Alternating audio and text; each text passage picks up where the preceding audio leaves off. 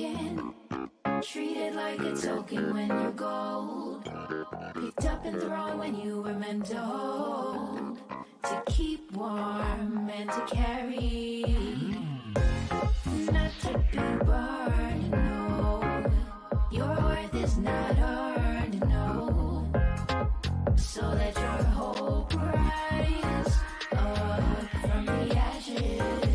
Let the fire forge you like shattered pieces of a blade into a woman set ablaze. That's how warriors are made. She knows her time, she knows her place, she knows her name, she knows her face, full of faith. Hello, good evening everyone on the East Coast. We've got a couple people coming in from elsewhere, so thank you so much for tuning in. We are currently in the Q&A for our shorts program, Spirit of Youth. Yeah, I should introduce myself. I'm Selena. I'm the festival director of the Philadelphia Asian American Film Festival. And we are joined here today by some filmmakers and some actors. So can we just do a really quick round of introductions? Name and your role. We can start with Emily. Hi, I'm Emily Yang. I was the director for A Peacock Dance. Hi, I'm Kimi. I was the writer-director for Kama Aina. My name is Alan. I am the writer-director for Valley. Hey everyone, my name is Bloom and I am an actor in Valley. Hi, I'm Ray. I also acted in Valley.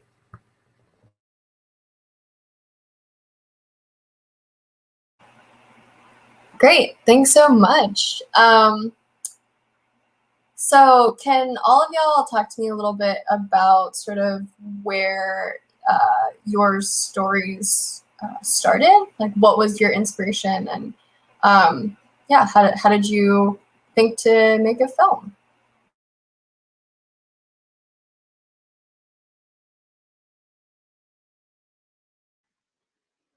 I guess I'll start with Valley.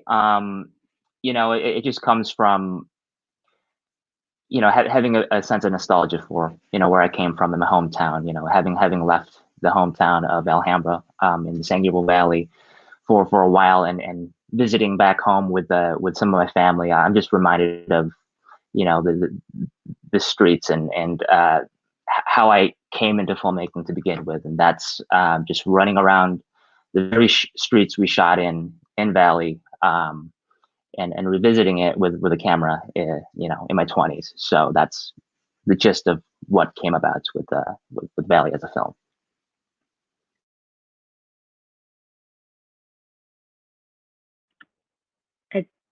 I'd say for A Peacock, for my film, it came from my personal experience, similar to Alan's.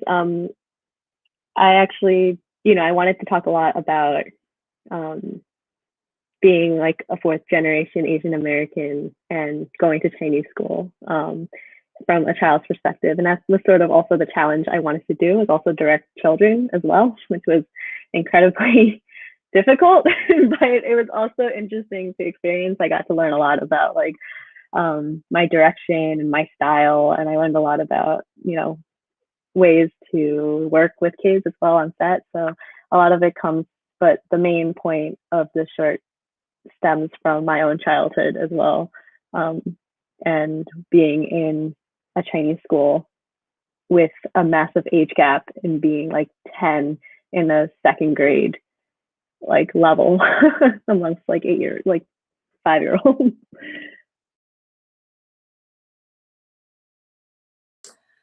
I guess mine, you know, sort of a mix of personal and research. I'm a TV writer, so I was writing this pilot and had researched this woman, Twinkle Borge, to sort of base a character off of her. And I became like really obsessed with this matriarch who essentially created, you know, the self-sufficient homeless encampment and has taken in numerous LGBTQ youth.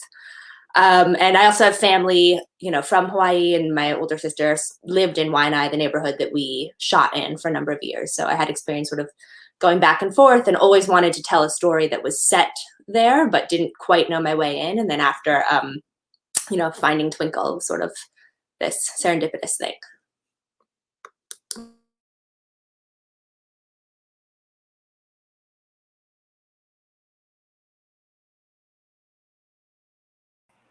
Sorry, I was muted. Emily, you touched a little bit about on this topic of directing children. Were any of them actors, or how did you find this class? Also, I would like to say that I very much identify and resonate with that experience of being like the older kid in a Chinese class, like with all of the preschoolers, and basically being at the same exact level in terms of like language ability. So I loved the awkwardness that you were able to capture in your film. Yeah, I mean, I'm glad you're able to resonate with it, because I didn't. It's nice to hear that, and it's nice to, because it's nice to be able to reach out to those voices as well. And I feel like it doesn't get talked about a lot, but it's hilarious. Yeah, working with kids was really, they were non-actors. They were not.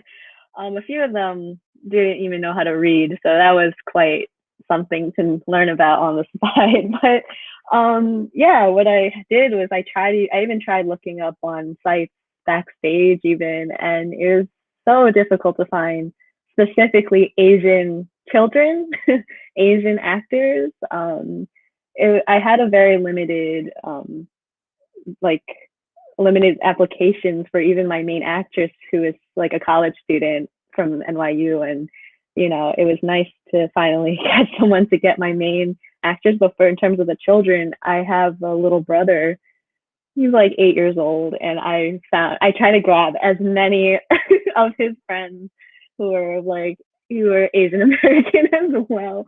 And I was able to find one girl who was in my short, and when I rehearsed with her, I gave her the script to read, and we were trying to do a table read together. And the first thing she told me is that she didn't know how to read a lot of the words that I wrote down.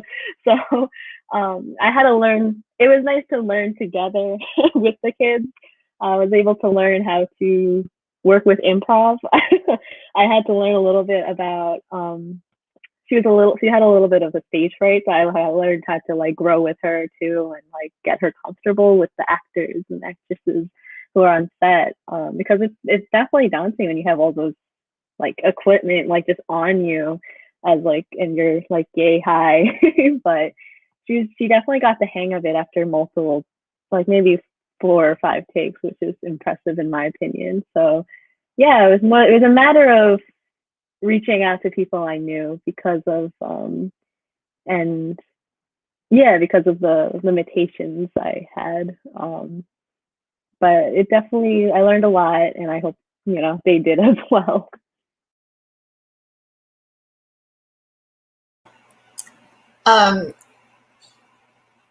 Kimi, your short is sort of a mix of, like you said, it was research, so it's sort of a mix of both narrative and a little bit of doc as well.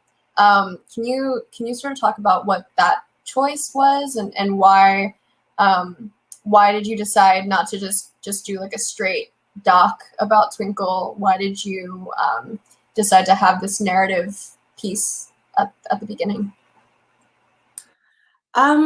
I think it's interesting. For me, it's like a lot of the filmmakers that I love, like Sean Baker, who did Florida Project and Tangerine, and Chloe Zhao. It's like pretty much using real people to tell their authentic stories. And I felt like making a documentary would sort of feel like a PSA. And I didn't feel like there really was a resolution. Certainly, I don't presume to know the solution to homelessness, and specifically, in Hawaii.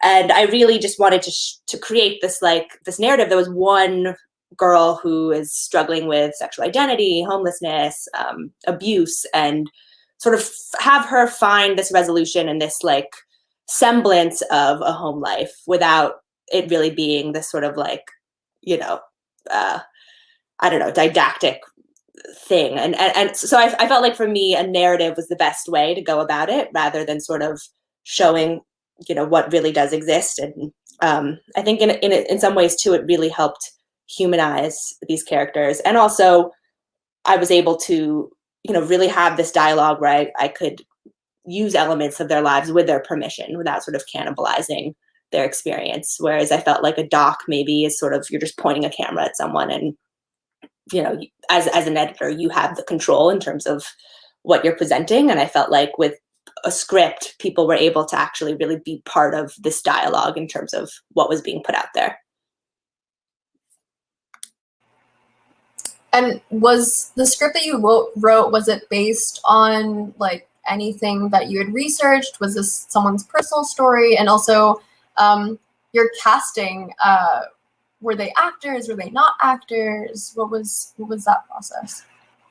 So the script was actually not based on anyone's personal story. I had done a few research trips where I was interviewing Twinkle and some of the people who she called her leaders within, the village. And then also we went to a few organized homeless shelters and interviewed people who, staff members, a few people who were within the shelters. But, the two things that I found was it's very difficult to get someone who's actively living through this trauma of becoming homeless and dealing with it to talk about it in a way that feels respectful and healthy. It's like you're still living in it. So I felt like a lot of the narratives that I sort of drew from were people that had either come out of it or had some more distance or had time to reflect. And then it was sort of this hodgepodge, this fictionalized story. But Malia, the actor who played Mahina, actually, is homeless. And although she does not live within Twinkle's village, she, is able to access so much of the character's experience. So it was definitely a mix of using primarily, first-time actors that had either were houseless or, a few of the actors were people that I had found through backstage or through references. And then the woman who played Shayla, sort of the white social worker, she actually was in the Florida Project as a small role. So she had a lot of experience with working with first-time actors as well. Awesome. Can Ray and Bloom and Alan maybe talk about how did y'all meet and how did you start with ballet? Yeah, with Bloom and Ray, our production casted pretty conventionally. They set in self tapes to begin with, and usually in my experience, self tapes can be unreliable. There's the tactile function of being in the room with an actor for the first time, but their tapes just really blew me away, and I knew off the get-go that I had to have them because I didn't feel like they were performing the parts. They felt like they were inhabiting the parts. So called them in for a chemistry read, and we just kind of went from there. I'll let them maybe share their experiences, with the film itself. I have actually a funny ass story. I got like I think it was like a self tape request or like an in-person audition from Alan, and it was on a Saturday at like noon, and it just seemed like a very sketchy project. Not because like it was anything, but like I completely kind of like flew off my radar. I don't know if you remember this, Ellen, but I think the Monday you emailed me and you're like, hey, like I have your material, like I think you'd be good for this part. Could you like send in a tape? And I was like, shit, I blew this. Like I'm an idiot. Like why didn't I just like go or like whatever? Like something happened, whatever. But I sent in a tape, and luckily he watched it, or he was willing to watch it, and we went in with the chemistry read with Ray, and the rest is history. But yeah, lucky. Yeah, I mean, any project that's like Asian American focused, like I just jump to that, honestly. Like that's something that's the stakes are automatically raised for me, and any other younger actors or writer, director artists that are Asian American out there. You know, it just raises the stakes for me. So anything that I get to participate in any capacity that's like Asian American, I just get real excited about it. Luckily, you know, it was a great cast and great crew, and everything, you know, turned out great.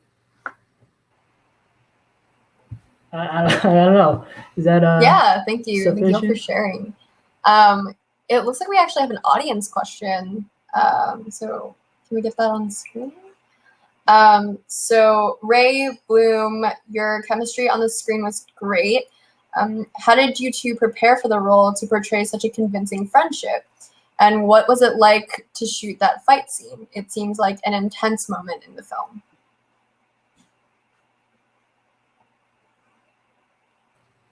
You know what's crazy is I didn't know anything about Alhambra at all going into the film. So really, like, shooting there, shooting with Bloom and Alan, it really was like me learning about my own hometown, I guess, because, you know, and it was really like a really great like tourism kind of experience, but also a great way to kind of just think about memories I might have had in Alhambra as a child, as growing up there as Kev in the movie. And yeah, I think that really helped the chemistry between us personally, just knowing how personal it is to Alan, and just knowing how, you know, we are physically places that he was at, you know, as a child. So for me, it really just helped just absorbing the entire city of Alhambra while we were shooting, and really just like taking that in. That helped me. Yeah, I'd second that. I think just being out there in location, like the heat, we shot like the middle of the summer, so the heat was incredibly oppressive. But it was great because most of the film is just us two, right?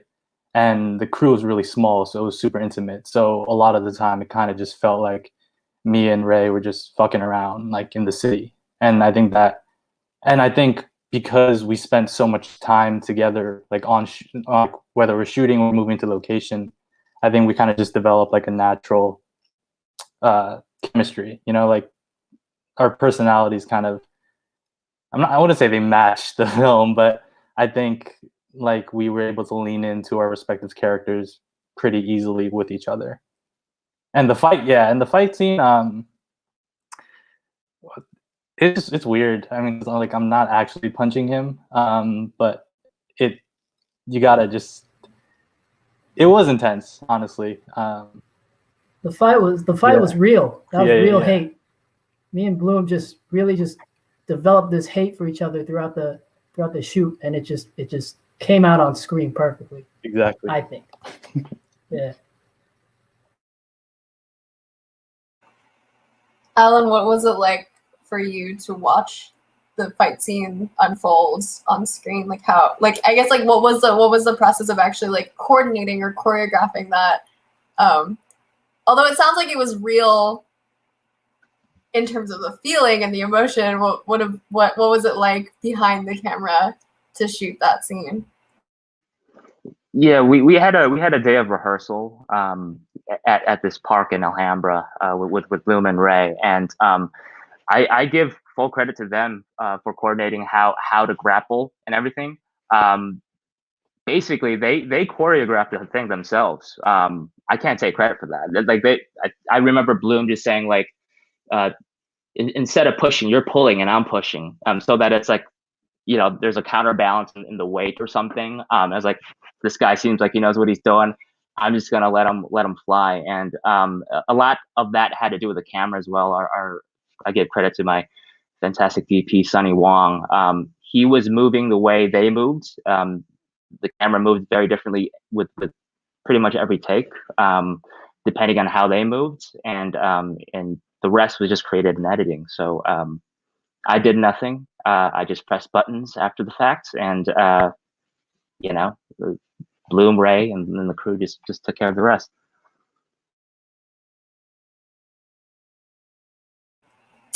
So I titled this shorts program "Spirit of Youth" because when I was watching these shorts, I felt like there was a lot of that awkwardness and those questions of like, who am I going to be?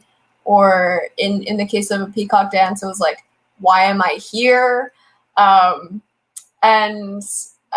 I'm curious as to, I guess, like, why was it so important for all of you to sort of capture those moments within whether it was like your memories or capture those moments within your research? Like, what was your motivation for focusing on this youth spirit?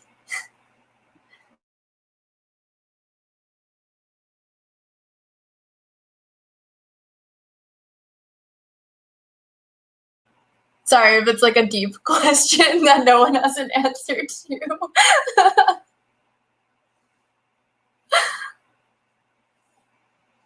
I mean, I guess, oh, sorry. No, go ahead. Please, Kimmy, go. Okay.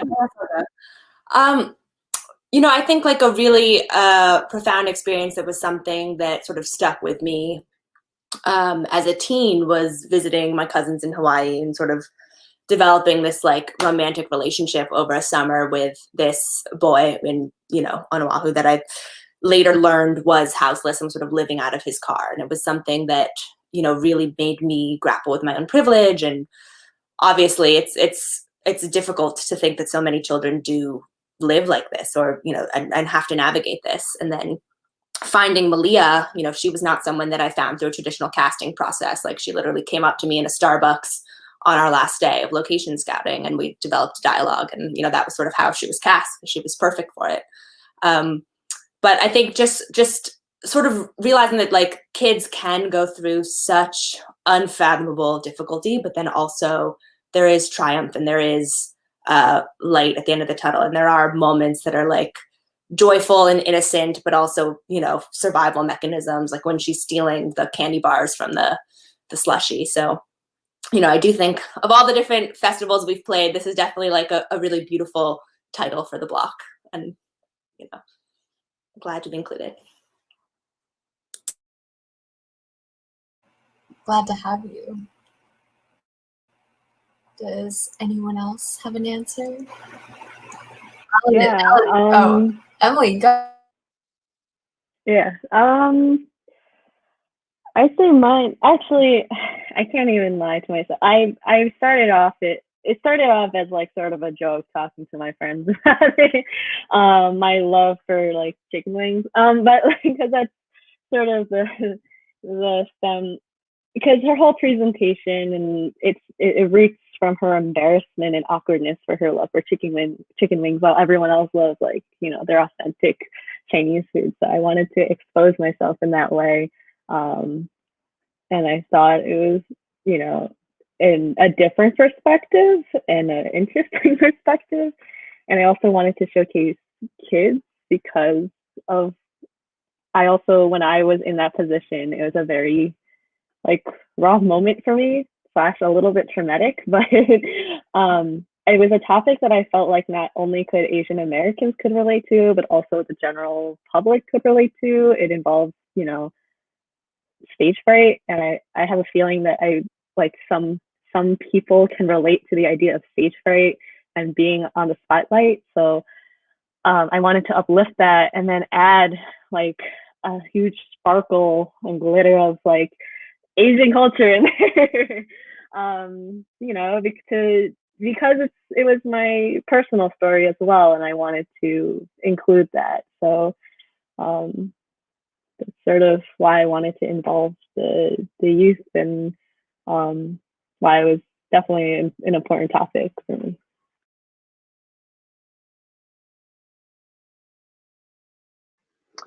And just quickly for Valley, I think that the key component that I wanted to hit on in terms of youth or just boys of that particular age, like the cusp of adulthood, is this sense of repression. I think at that age, nobody really knows what to do with their bodies, or just like, where their place is, and the sense of repression of of how you act at home, particularly in an Asian American culture. But I mean, regardless, I think any culture, kids act differently than they do at home. But I want to explore how they act outside, and at the end of the film, just kind of give just enough information to show what their home life might be and why they might act the way they do on the outside. So that's just a little bit of what I was trying to get at. Yeah, I would say with Valley, especially when I was watching it. I mean, I didn't have a boyhood experience, and so like my youth obviously is very different. But it was so interesting, like you're saying, the contrast between you know, being outside and beating each other up, and then going home and having your parent sort of just like yell at you to play piano and tell you that you're not like moving fast enough. I was like, oh yeah, I remember that. That was definitely a thing that happened. So I really liked that was the ending. It felt really real. And it looks like we have one last question from the audience.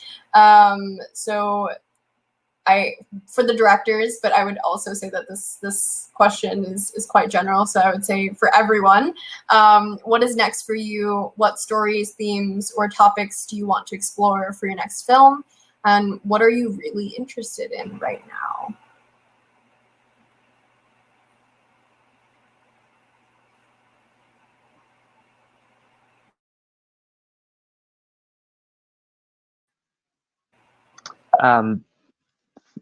For me, the next short I'm prepping at the moment is a horror short, and I suppose that's what I'm interested at the moment, is exploring horror as a means of you know, telling Asian American specific stories and identity and duality. So in short, that's what it is. I've never done a horror short, but it's something I'm very excited about for the very same reason that I'm afraid of. So.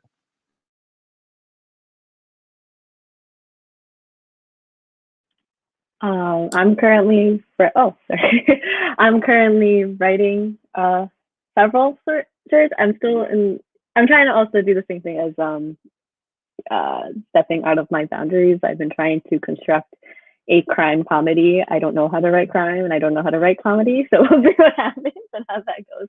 But on the other side, we're writing more shorts as well that involves working with little kids and the little distance between what they have between their grandparents and as well. So I have a few little things here and there that I definitely want to start working on.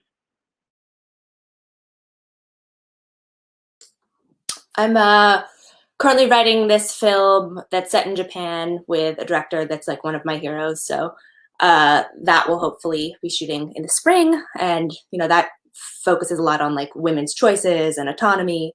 And then I recently sold my first show, which again is sort of about, you know, women's choices and socioeconomic mobility and all of that. So we will see, but yeah.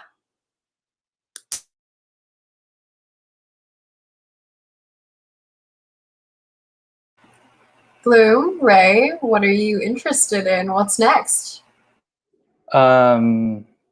Shit. I think what I learned on Valley was that, like, it doesn't take much to make something really good, and not really good in the sense that like it wins awards or any of that. Just kind of really good for the people on set and the experience of it, but also like something we felt like we deem worthy of film, right? I think a lot of in Asian America or just the diaspora. Don't like the blanket term, but just like for shorthand, we forget that our stories are worthy enough to be elevated to like quote unquote cinema or like art, and like kind of keep pushing in that direction. So kind of like working with dope directors on dope projects, hopefully, and just kind of like exploring that boundary and like really pushing in the forward direction, I guess. Yeah, I mean, same, and I mean, I guess I'm always just looking for Asian directors and stories to contribute to. Personally, what's next? I guess I've been in pre-pro for like a web series for a while. That's like real personal to me. Kind of like based on my experiences on Valley. It's just very personal to me and like how I grew up and stuff. So I'm very excited for that. And we'll see what happens. But yeah. Awesome. Well, thank you all for joining me today. I really, really appreciate it. Spirit of Youth is one of my favorite shorts programs that we have this year. So I really, really appreciate all of you for tuning in or logging in from all over the world right now. If y'all haven't watched Spirit of Youth yet, please go to path.org and get your tickets. Thank you again, and have a great night. Enjoy the rest of the festival.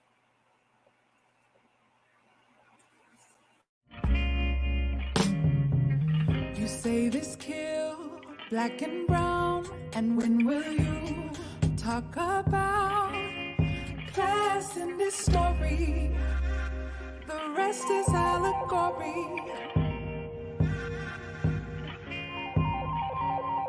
Come together, unionize, see it through each other's eyes. No need to fight over supplies while workers save lives. They need protection too. What we gonna do? Organize our way through. And for those behind bars, we must fight hard. Global pandemic, endemic, systemic. No equality, no quality of life,